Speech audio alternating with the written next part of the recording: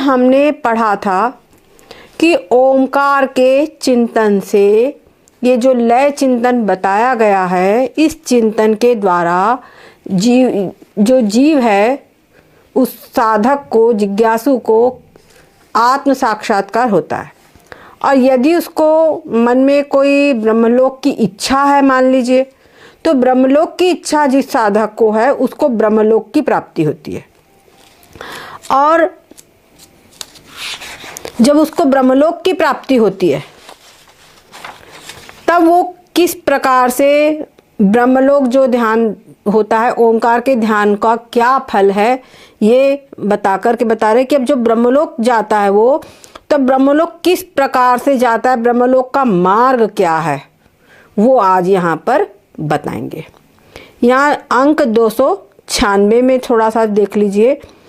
ब्रह्मलोक के भोगों की कामना रोक के ओंकार रूप ब्रह्म के ध्यान में लगा होवे तो शरीर त्याग के ब्रह्मलोक को जाता है।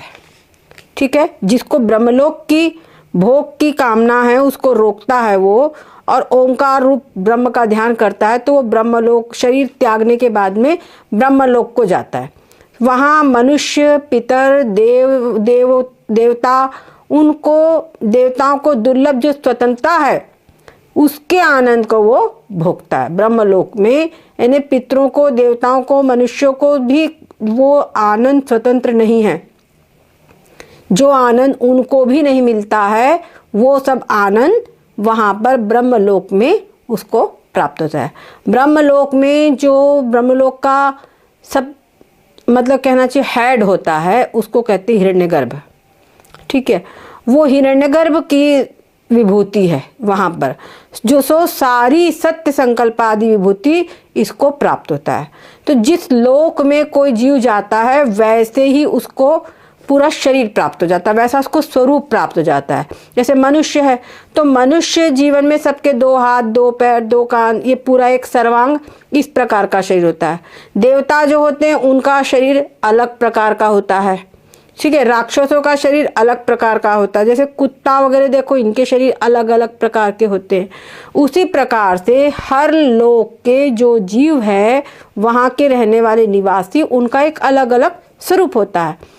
तो जो हिरण्यगर्भ में रहते हैं, वहाँ ब्रह्मलोक में रहते हैं, उनका स्वरूप हिरण्यगर्भ के समान होता है। मतलब बहुत ही दैवी शरीर होता है।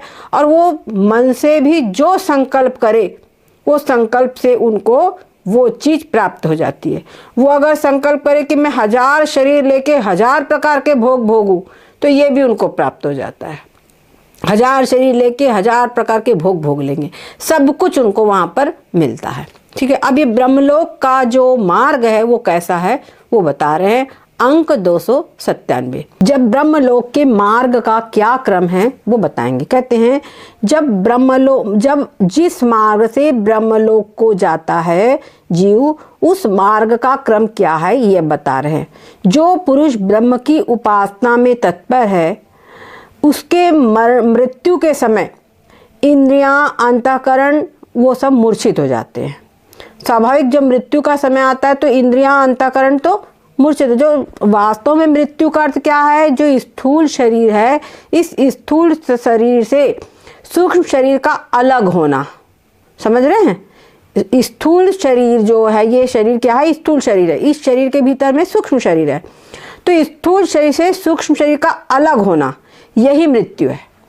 तो मृत्यु के कुछ देर पहले बृहदारण्यकोपनिषद में वर्णन आता है, और ऐसा ही आप लोक में देख भी सकते हैं।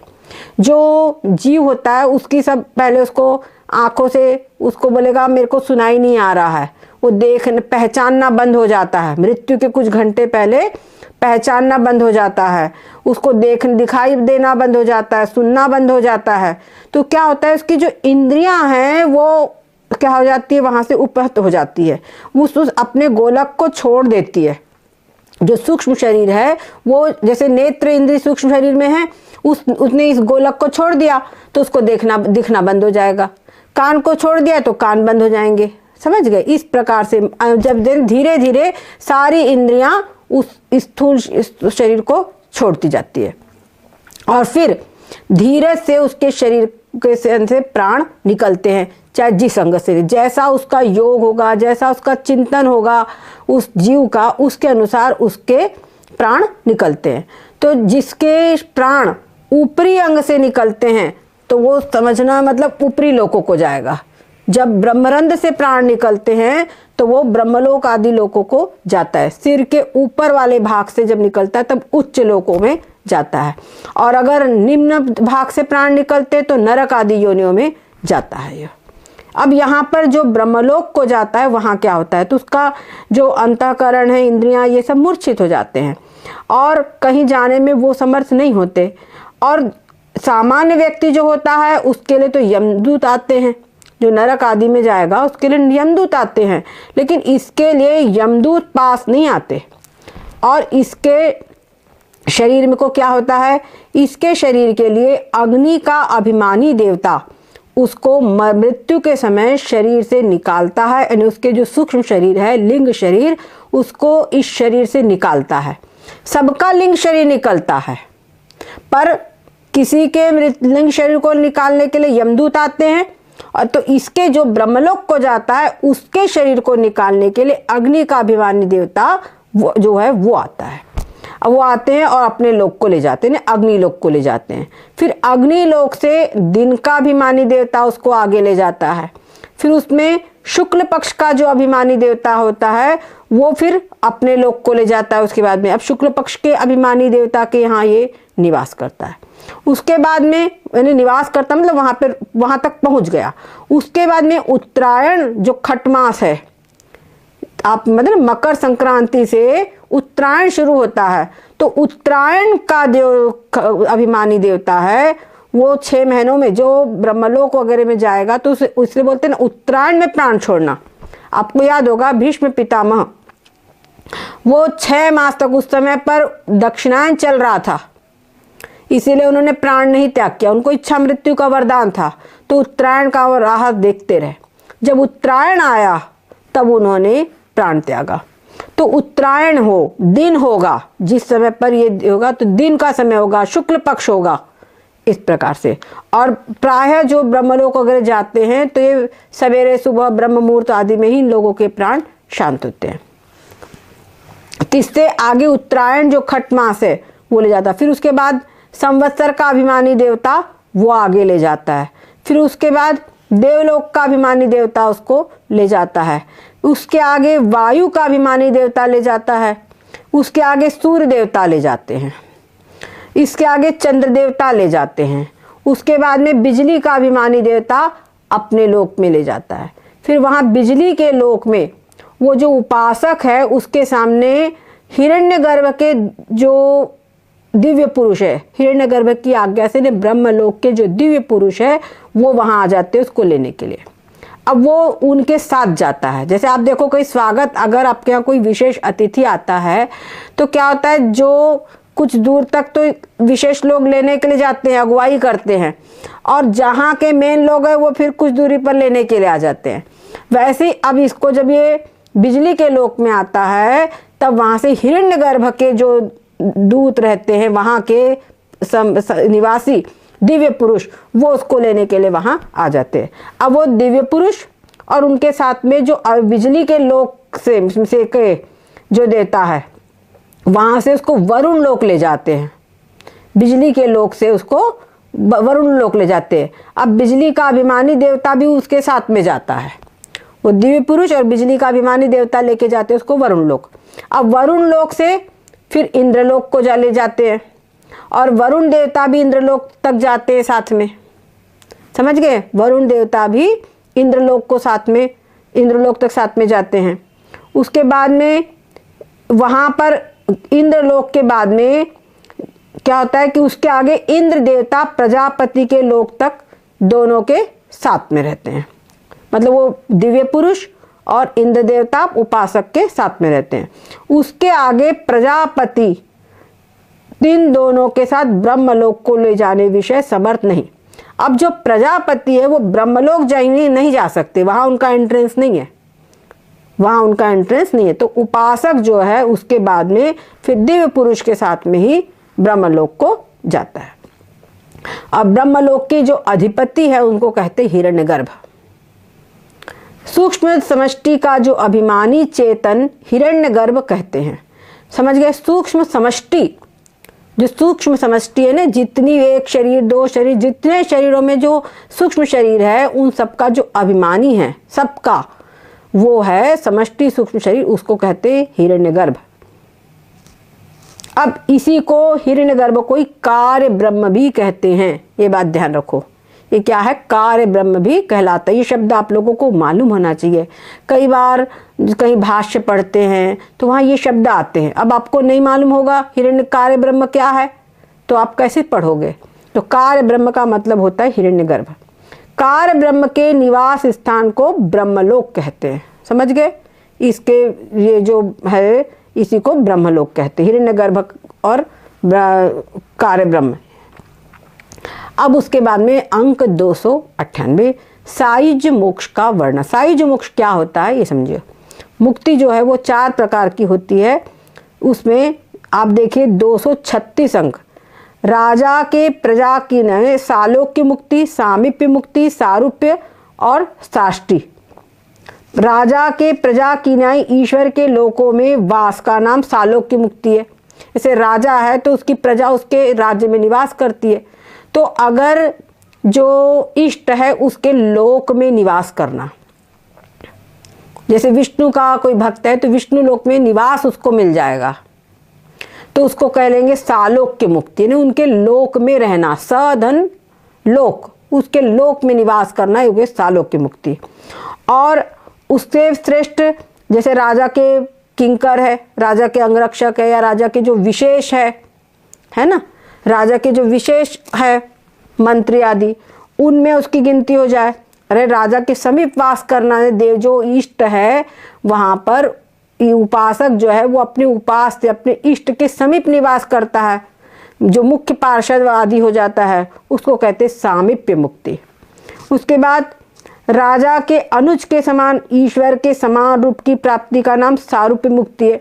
ईश्वर के समान उसको रूप मिल जाएगा।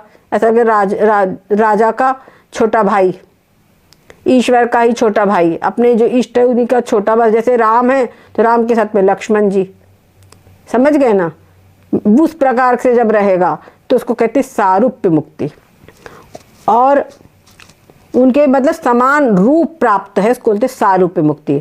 और उससे श्रेष्ठ राजा के ज्येष्ठ पुत्र की न्याय ईश्वर के समान सत्य संकल्प आदि ऐश्वर्य विभूति की प्राप्ति का नाम साष्टी मुक्ति है। यानी जैसे राजा क्या है? राजा का पुत्र है युवराज, तो वो कल का राजा है, भविष्य का राजा है, तो उसको सब कुछ प्राप्त रहता है। केवल ये है कि शासन, अंतिम जो शासन है वो तो राजा का ही होगा, अंतिम जो आदेश है वो राजा का ही होगा। लेकिन युवराज यानी कि दूसरा राजा ही है, सेकंड राजा हुआ कि नहीं हुआ, तो वैसे ही उसको सारे अधिकार जो प्राप्त होते हैं, तो वो समझो साष्टी मुक्ति है। उसी को इस रीति से शास्त्र में फल रूप 4 प्रकार की मुक्ति कही है, जिनमें अत्यंत अंत की जो साष्टी मुक्ति है वो सबसे श्रेष्ठ है। इसी साष्टी मुक्ति को सायुज्य मोक्ष भी कहते हैं। समझ गए? ये 4 प्रकार की मुक्तियां आप लोगों को मालूम होनी चाहिए। क्या है? क्लियर हो गया? अब आगे सायुज्य मोक्ष का वर्णन। सायुज्य मोक्ष उसको प्राप्त होता है जो ब्रह्मलोक को प्राप्त होता है, उसको सायुज्य मोक्ष प्राप्त होता है। उसका कैसा क्या वर्णन है सुनिए। यद्यपि पूर्व रीति से ओमकार की उपासना शुद्ध ब्रह्म रूप करके कही है। जो ओमकार की उपासना के, तो हम लोग जो उपासना कर रहे शुद्ध ब्रह्म की उपासना कर रहे हैं। शुद्ध ब्रह्म के उपासक को शुद्ध ब्रह्म की प्राप्ति चाहिए, तथापि शुद्ध ब्रह्म का उपासना हम लोग क्या ब्रह्मलोक के लिए कर रहे हैं? हम तो चाह रहे हैं कि शुद्ध ब्रह्म की प्राप्ति हो, लेकिन फिर भी शुद्ध ब्रह्म की प्राप्ति ज्ञान से होती है। शुद्ध ब्रह्म की प्राप्ति ज्ञान से ही होती है। और कामना रूप प्रतिबंध ते उसको ज्ञान नहीं हुआ। अगर उसको कोई कामना आदि है तो उसको ज्ञान नहीं हुआ। तो उस समय पर क्या होता है, जब ज्ञान नहीं हुआ उसको कार्य ब्रह्म की प्राप्ति होती है, तब उसको सायुज्य मोक्ष प्राप्त होता है।